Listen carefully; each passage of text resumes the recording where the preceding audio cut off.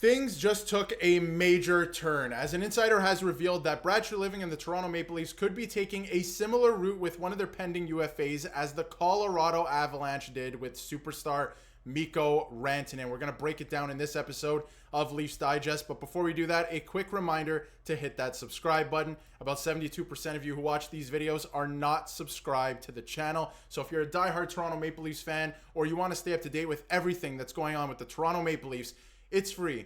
Be sure to hit that subscribe button. Shout out to the 29% of you who are subscribed to the channel. Your support has been unbelievable, and obviously not in my regular setup, and Nick is not here, but he will join us again for another video tomorrow, and he'll be back in his regular setup for our live stream on Wednesday after the game against the Minnesota Wild. It should be a good one, but you knew this had to come. You knew these reports about Mitch Marner were going to come when a player in a very similar situation like Mikko Rantanen was traded on Friday night in a blockbuster trade, one of the biggest trades we've seen in the NHL in maybe 10 years at this point. But you just had to know that these reports were going to come. So this has come up this morning. I think the Leafs want to sign Marner. By all indications, he wants to stay. And that was Darren Dreger this morning. And you know what? I trust Darren Dreger to a degree with Leafs news because, usually what he says comes to pass when it comes to the Toronto Maple Leafs. But at the same time, we do know there is a history there with Darren Dreger and obviously Darren Ferris, who is Mitch Marner's agent. So at times when the news is about Mitch Marner, I tend to tread lightly, but Darren Dreger does have a great track record, especially as of late with the Toronto Maple Leafs. Usually what he says does come to pass. So he says here that he thinks that the Leafs and Marner essentially want to get a deal done, and Mitch Marner wants to stay in Toronto. We know that. We know he wants to stay in Toronto. Mikko Rantanen wanted to stay in Colorado. He even said that he would take less to stay in Colorado just this past weekend after the trade, and he was surprised by the trade, and Colorado does not play any games. So I think it's very interesting, that Colorado is going for a cup. They're in a similar position as the Toronto Maple Leafs, but yet Mitch Marner is considered safe. There are a couple factors to this as well. There is seen as two plausible, and we'll get to those reasons in a second, but there are seen as two plausible and possible related reasons. A deal isn't done yet because obviously they were talking about how they were trying to get a deal done before the season started, and there wasn't any interest from either party to talk during the season, which I think is the correct course of action. But either the Leafs aren't willing to meet Marner's asking price, which is similar to the Mikko Rantanen situation, or they want to see how he performs in the postseason before recommitting to him for the long term at a high price tag. So it seems like they could be open, that is, the Toronto Maple Leafs to giving him maybe more than Austin Matthews, maybe as much as Austin Matthews, which I do not agree with. But nonetheless, it looks like they could be open to doing it depending how this playoff run goes. He is, and in my opinion, not a playoff performer. He never has been. I think the playoffs are about moments and how you come up big in those moments. William Nylander does it time and time again. I can remember some Austin Matthews moments.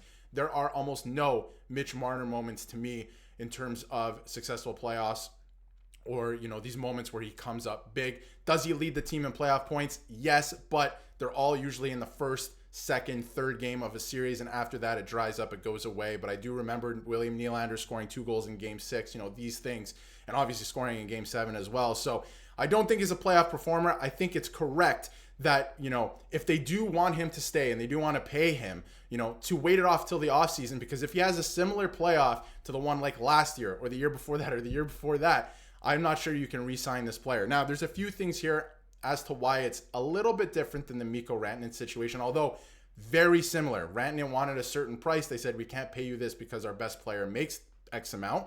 And he said, I want, what I want. And they said, all right, you're gone, basically. So thought that was interesting. But there is a difference, and this is from Darren Dreger again on the comparisons. For one, Mitch Marner has a full no-move protection. So if he's going to be traded, he would have to agree to it. Mikko Rantanen didn't have to, right? He could have just been traded. Now, it's hard to see why Mitch Marner would want to go. He's from Toronto. He says he wants to stay, all these things, right?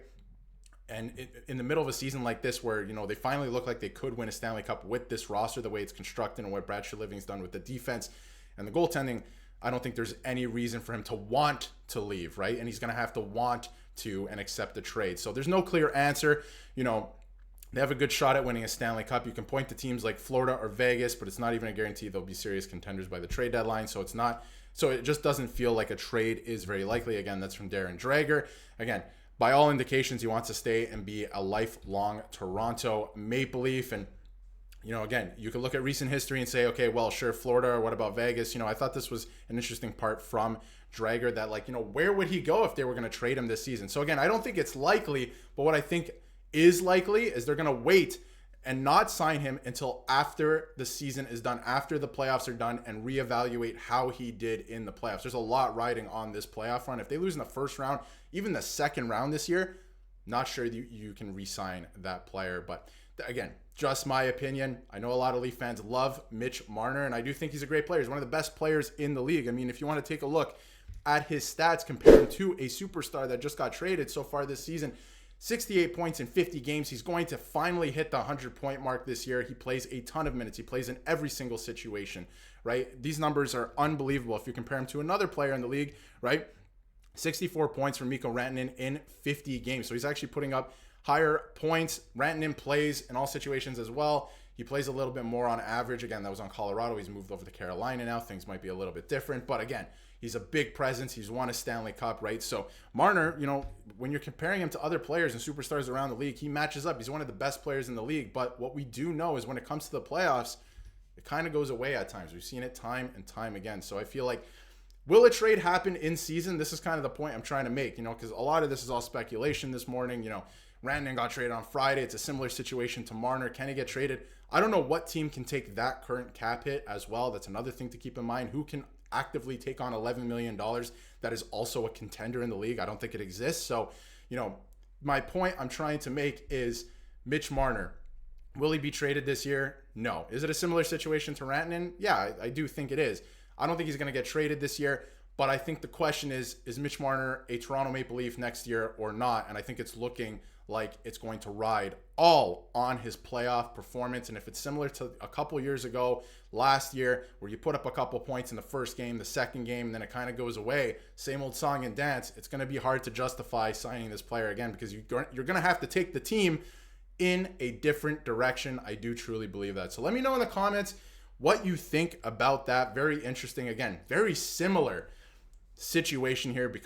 Mitch Marner, Mikko Rantanen, all that good stuff. But I don't know what contender can take on this cap hit. He's not going to waive his no trade clause to go to a team that's not in the playoffs. He's going to want to go to a contender. He's not going to even want to go. That's the point. He's not going to get traded this year. It's very unlikely.